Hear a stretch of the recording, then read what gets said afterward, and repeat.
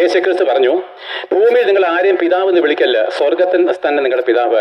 ദൈവത്തെ അല്ലാതെ ആരും ആത്മീയമായിട്ട് പിതാവെ എന്ന് വിളിക്കല്ലെന്ന് കർത്താവ് പറഞ്ഞു. പക്ഷേ ഞാൻ പാപിയാണ്, ഞാൻ നരകവിധിക്ക് യോഗ്യനാണെന്ന് പറഞ്ഞ ഒരു പുരോഹിതനെ നോക്കി നിങ്ങൾ എത്രയോ വട്ടം പിതാവെ എന്ന് വിളിച്ചു, തിരുമേനി എന്ന് വിളിച്ചു. പ്രിയപ്പെട്ടവരെ, അത് കേട്ടവനും അംഗീകരിച്ചവനും വിളിക്കുന്നവനുമെല്ലാം ദൈവമേ എന്നാണ് വിളിച്ചത്.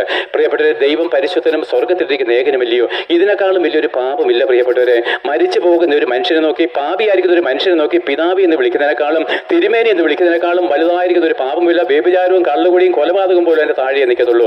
അങ്ങനെയാണെങ്കിൽ മാനസാന്തരം നിങ്ങൾക്ക് ആവശ്യമാണ്. അതുകൊണ്ട് പ്രിയപ്പെട്ടവരെ, മാനസാന്തരപ്പെട്ട് യേശുക്രിസ്തുവിനെ അല്ലാതെ ആരെയും നിങ്ങൾ ആരാധിക്കല്ല. ഇതാണ് ദൈവത്തിന് നിങ്ങളോടുള്ള നിയമം. അങ്ങനെ മാനസാന്തരപ്പെട്ടതിന് ശേഷം വേണം യേശുക്രിസ്തുവിനോട് ക്രൂശിൽ മരിപ്പാൻ, സ്നാനമേൽപ്പാൻ. അതേ, മാനസാന്തരപ്പെട്ട് നിങ്ങളുടെ പാപമോചനത്തിനായിട്ട് യേശുക്രിസ്തുവോട് ചേരുവാൻ സ്നാനമേൽക്കുമ്പോൾ ദൈവം തന്റെ പരിശുദ്ധാത്മാവിനെ തരും. പ്രിയപ്പെട്ട, യേശുക്രിസ്തുവിനെ മരിച്ചവരിൽ നിന്ന് ഉയർത്തെഴുന്നേൽപ്പിച്ച ആ ദിവ്യ ആത്മാവ് നിങ്ങളുടെ മൺകൂടാരങ്ങൾക്ക് വന്നിട്ടല്ലാതെ നിങ്ങൾ ആരും യേശുക്രിസ്തുവിനോട് സ്വർഗത്തിൽ